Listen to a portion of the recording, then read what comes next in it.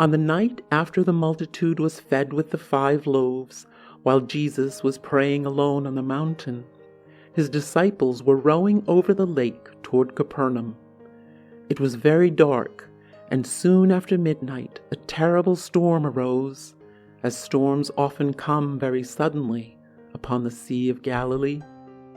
From his mountaintop, through all the darkness and miles away, Jesus could see them struggling with the waves and in great danger of losing their lives, for he could see all things. While the disciples were pulling hard with their oars, suddenly they saw someone walking upon the waves and drawing near their boat.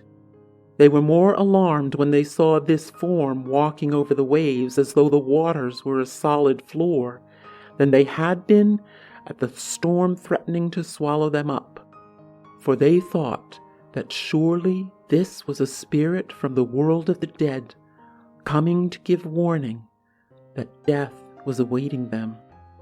They cried out in their terror, but soon heard a voice speaking to them above the roaring of the wind and the dashing of the waves, a voice which they knew well. It was the voice of Jesus, saying, "Be of good cheer, it is I. Do not be afraid." Then they knew that it was no spirit or ghost from the grave, but their own Lord and Savior coming to help them. What a load of fear was lifted from them when they heard that voice. But one of the disciples, one who was always putting himself in the front, thought that if Jesus could walk on the water, he would like to do the same. You would know that this one was Simon Peter, a good man, but very quick in his impulses. He cried out as Jesus drew near, "Lord, if it is really you, command me to come to you on the water." And the Lord said, "Come." Then Peter leaped overboard from the boat and began to walk on the water toward Jesus. But after a few steps on the sea, he saw how heavy the storm was and was afraid. And at that moment, he began to sink. He shouted out, "Lord, save me!" Jesus reached out his hand and caught him and kept him from sinking, saying to him, "How little you trust me! Why did you doubt my word?"